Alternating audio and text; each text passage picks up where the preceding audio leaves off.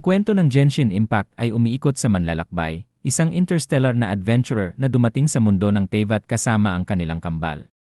Pagdating nila, sila ay pinaghiwalay ng isang hindi kilalang diyosa, at ang manlalakbay ay nagising 500 taon na ang lumipas.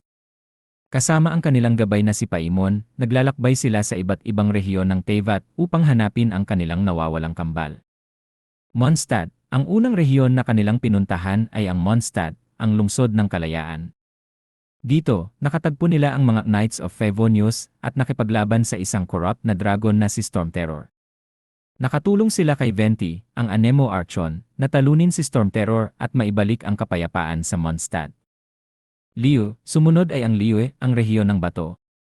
Dito, nagkaroon sila ng pakikipagtulungan kay Zhongli, ang Geo Archon, upang malutas ang isang krisis na kinasasangkutan ng isang lumang Diyos at ng Fatui, isang organisasyon na nagnanakaw ng mga Gnosis.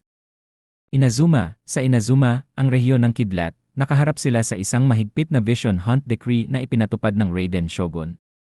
Nakipaglaban sila sa Shogun at sa Fatui upang wakasan ang dekrito at mailigtas ang mga tao.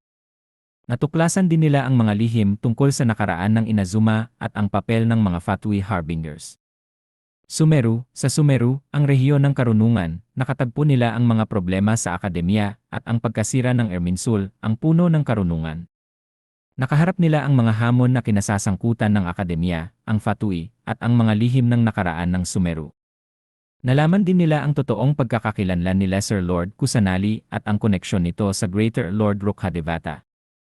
Ang paghahanap sa kambal, sa buong paglalakbay, patuloy na hinahanap ng manlalakbay ang kanilang kambal, na tila may kaugnayan sa Abyss, isang madilim na puwersa na nagbabanta sa Teyvat.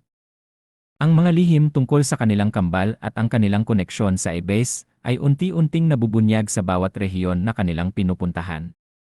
Ang Fatui at ang Gnosis, ang Fatui, na pinamumunuan ni Datsaritsa, ay isang paunahing kalaban sa kwento. Nagnanakaw sila ng mga Gnosis mula sa mga Archons, at ang mga motibo at plano nila ay unti-unting nabubunyag sa paglipas ng kwento. Ang kwento ay patuloy na nagbabago sa mga regular na update ng laro, na may bagong mga rehiyon, karakter, at mga lihim na inaasahan pa.